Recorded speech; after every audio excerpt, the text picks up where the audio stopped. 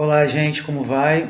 Nesse vídeo vamos falar um pouco das políticas indigenistas, as políticas criadas historicamente pelo Estado brasileiro para lidar com a questão indígena no nosso país.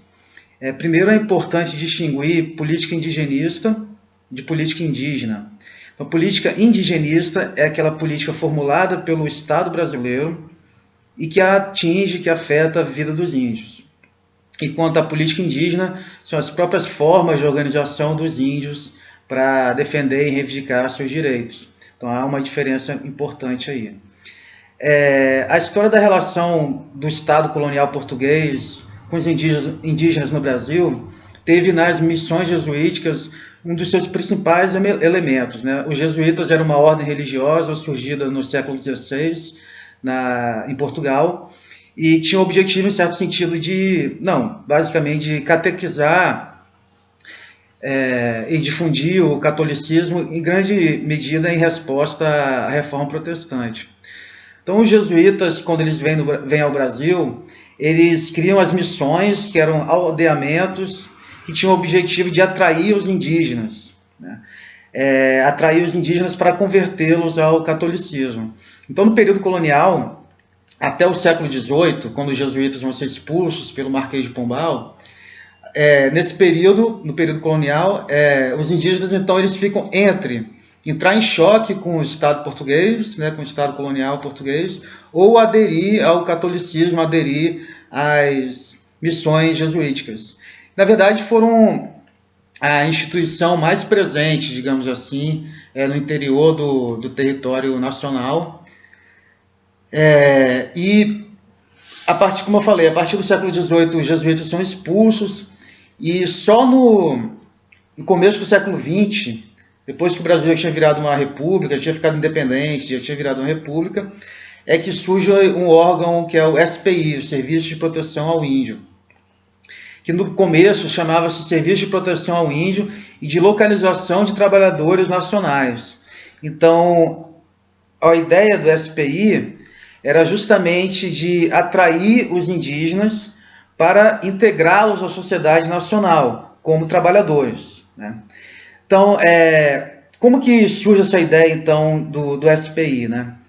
Eu vou compartilhar com vocês um texto que fala de um debate entre Von Ihring, um bandeirante, e o Rondon, que depois vai dar o nome a um estado brasileiro, né? Que tinham duas visões diferentes sobre o conflito com os Caigangue no interior de São Paulo. Até o começo do século XX, gente, em regiões como São Paulo e Paraná, havia muito conflito entre, por exemplo, as empresas que queriam criar as ferrovias no interior do país e os grupos indígenas. E aí a perspectiva do Von Ihring era basicamente de que não tinha negociação com os índios Caigangue, que tinha que exterminá-los, né? Choques policiais e extermínio. O Rondon, ele achava que não. Rondon achava que era possível pacificar os indígenas, estabelecer uma relação pacífica com os indígenas. Nesses debates políticos, a perspectiva do Rondon foi vitoriosa. Então, quando o SPI é criado, um dos elementos fundamentais da ideologia, digamos assim, da instituição, é a pacificação. Pacificação significa justamente estabelecer contatos pacíficos com os indígenas, convencê-los de abrirem mão das armas e criarem uma relação cordial e pacífica com o Estado brasileiro. O segundo elemento, gente, que em certo sentido já estava presente também nas missões jesuíticas, é a ideia de integração. Então, os índios deveriam ser pacificados e deveriam ser criadas estratégias para que eles progressivamente fossem integrados à sociedade brasileira.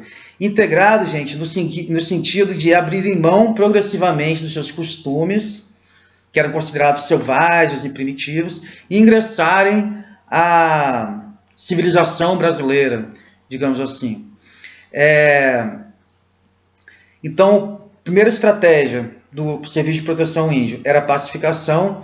A segunda, a integração, né? Então, por exemplo, nas escolas, só a partir de 1988, gente, que foi possível nas escolas brasileiras localizadas em cidades em que a maioria é indígena, que os indígenas pudessem aprender na escola no próprio idioma nativo, no próprio idioma indígena. Isso era proibido né, na época da criação do SPI, por exemplo. Então, a língua, a imposição do português é um dos elementos que tinha como objetivo integrar o índio à sociedade brasileira.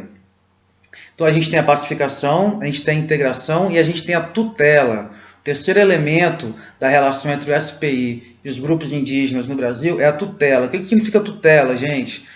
Por exemplo, se vocês forem olhar aí a literatura jurídica, vocês provavelmente, né, não têm ainda 18 anos, então vocês são tutelados pelos seus pais. Isso significa que vocês não podem, por exemplo, comprar um imóvel, vocês não podem vender um imóvel, vocês não podem abrir uma conta no banco sem autorização dos seus pais. Você sabe que essa condição de tutela era a situação das mulheres no Brasil até a década de 70, né? Uma mulher casada, ela era tutelada pelo marido, ela não podia, por exemplo, abrir uma conta sem autorização do marido. Então, crianças, mulheres indígenas eram todos tutelados pelo Estado brasileiro, né? A tutela também ela só vai deixar de existir como elemento da relação do Estado brasileiro com os indígenas a partir da Constituição de 88, tá bom? E aí, então, no próximo vídeo, a gente vai falar sobre essas mudanças que são trazidas pela Constituição de 88. O importante para a gente reter, gente, nesse vídeo aqui, primeiro, é que no período colonial, a principal instituição que marcava a presença do Estado português, que nem era diretamente ligada, né, ao Estado português, porque também era uma instituição católica, né? Naquela época existia, como você sabe, uma mistura entre o Estado e a Igreja, né?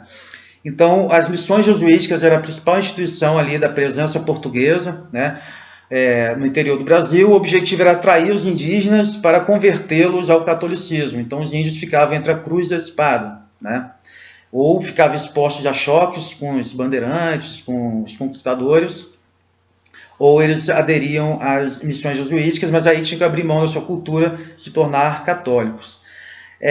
A partir de 1910, surge um órgão, já no Brasil República, né, que é o SPI, que tinha o objetivo, então, de proteger os índios, mas também de localizá-los para transformá-los em trabalhadores, né, seja do campo, seja da cidade, numa posição, portanto, subalterna na sociedade.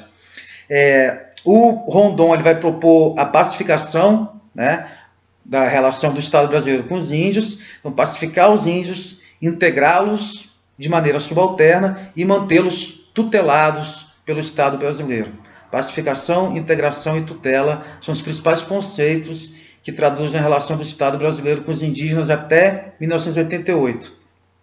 Antes de 88 ainda, gente, foi criada a FUNAI, tá? Em 1967, no período da ditadura militar, mas não houve grandes progressos. Aí a vantagem dessa época é que já tinham muitos antropólogos, né? A antropologia já tinha crescido muito como uma disciplina acadêmica, então a luta pelos direitos indígenas estava mais fortalecida. Mas a gente estava ainda num período de exceção política e que houve muita violência contra os indígenas, como a gente vai ver no material que eu vou compartilhar com vocês, tá bom? No próximo vídeo, então, a gente fala do que começou a se passar a partir de 1988.